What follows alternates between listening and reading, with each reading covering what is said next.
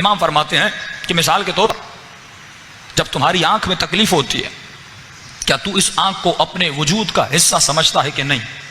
कहा मौला कि कभी तुमने इसको अपने वजूद का हिस्से से अलग नहीं किया, क्योंकि अगर अलग होती, क्योंकि ये आंख तुझे तकलीफ दे रही है, जब आंख में छेद चली जाती है आपको तकलीफ होती है, गोया ये आंख आपको तकलीफ दे रही है। आपने कभी अपनी आंख को फोड़ा नहीं, आपके दांत में जब तकलीफ होती है आपने कभी हथौड़ी से मार कर अपने दांत को गिराया नहीं, भाई गिराइए, ये आपको तकलीफ दे रहा है, ये आपको अजियत दे रहा है, लेकिन आप नहीं गिराते क्योंकि आप इस दांत को अपने वजूद का हिस्सा समझते हैं।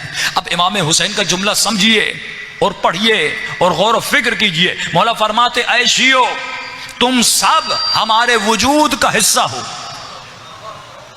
शियान आलम हम अहले बैत के वजूद का हिस्सा है। मौला फरमाते बिल्कुल इसीलिए क्योंकि तू हमारे वजूद का हिस्सा है, हम कभी तुम्हें खुद से दूर नहीं करते, हम कोशिश करते हैं तुम्हारी प्रॉब्लम को हल किया जाए, हम कोशिश करते हैं तुम्हारी इस गुनाह की बीमारी को दूर किया जाए। और फरमाया जब तुम्हें तकलीफ होती है तो ये मत समझना ये तकलीफ तुम्हें हो रही है, ये तकलीफ हमें होती है। जब तुम्हें दर्द होता है यार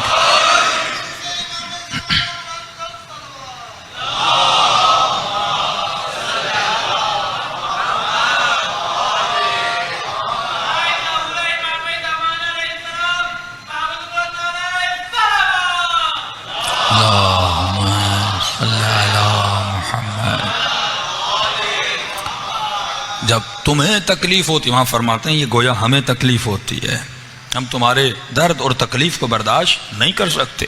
उलमा फरमाते जिस तरह डॉक्टर कभी मरीज से नफरत नहीं करता, उस मरीज की बीमारी से नफरत करता है, अहले बैत भी अल्लाह के बंदों से नफरत नहीं करते, उनकी बीमारियों से नफरत करते हैं और आखिरी दम तक कोशिश करते हैं कि इसके वजूद से ये बीमारी निकल जाए। तो फरमाया तू हमारे वजूद का हिस्सा है, जब तुम्हें तकलीफ होती है तो हमें तकलीफ होती है। कल मैंने इमाम रज़ा की रिवायत पढ़ी ना कि मौला क्या फरमाते हैं, फरमाते हैं अगर इमाम समझ के नहीं तो दोस्त समझ के मुझसे बातें कर, अगर दोस्त समझ के नहीं तो भाई समझ के हमसे बातें कर, अगर भाई समझ के नहीं तो बाप समझ के हमसे बातें कर। मौला ये कहना क्या चाहते हैं? मौला बताना चाहते हैं हम बीवी से ज्यादा तुमसे करीब हैं, हम बाप से ज्यादा तुमसे करीब हैं, हम तुम्हारी औलाद से ज्यादा तुमसे करीब हैं, इसीलिए कहा कि हमें याद करो, हम तुम्हें याद करेंगे।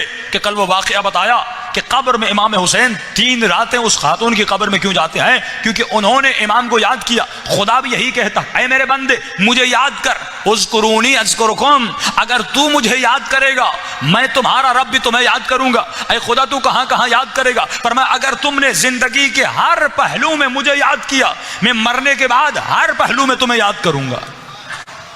लेकिन अगर तुमने औलाद की खातिर मुझे बुला दिया, बीवी की खातिर मुझे बुला दिया, बच्चों की खातिर मुझे बुला दिया, उनकी पढ़ाई के पैसे चाहिए थे, हराम माल के पीछे चले गए और अपने रब को भुला दिया, अपने आका को भुला दिया, तो मौला फरमाते यौम यफिर्रुल मर्उ अन अखी, क़यामत का दिन वो दिन होगा कि जब बेटी बाप से भागेगी, बाप बेटी से भागेगा, शोहर बीवी से भागेगा, बीवी शोहर से भागेगी। का मौला क्यों भागेगी? इमाम फरमाते 2 वजूहात हैं। एक वजह ये क्योंकि उसकी अपनी नेकियां कम होंगी, कहीं कोई मुझसे नेकियों का सवाल न कर ले, कहीं मुझसे कुछ मांग न ले, शायद मैं जवाब न दे पाऊं। दूसरी वजह मौला फरमाते क़यामत का दिन वो दिन है कि यौमा तुबला सराइर, कि वहां पर जितने छुपे हुए राज हैं वो जाहिर हो जाएंगे, गुनाहों की तिजोरियां खुल जाएंगी, छुपे हुए राज जाहिर हो जाएंगे। जब राज जाहिर हो जाएंगे इस बंदे गुनहगार की शक्ल बदल जाएगी, इसकी सूरत बदल जाएगी। ये नहीं चाहेगा इसका शोहर इसे देखे, ये नहीं चाहेगी इसका भाई इसे देखे, ये नहीं चाहेगा इसका बेटा इसे देखे। मौला फरमाते हैं उस दिन एक चीज तुझे काम आएगी। मौला वो कौन सी चीज है? फरमाया अगर तुमने अपने रब को याद किया,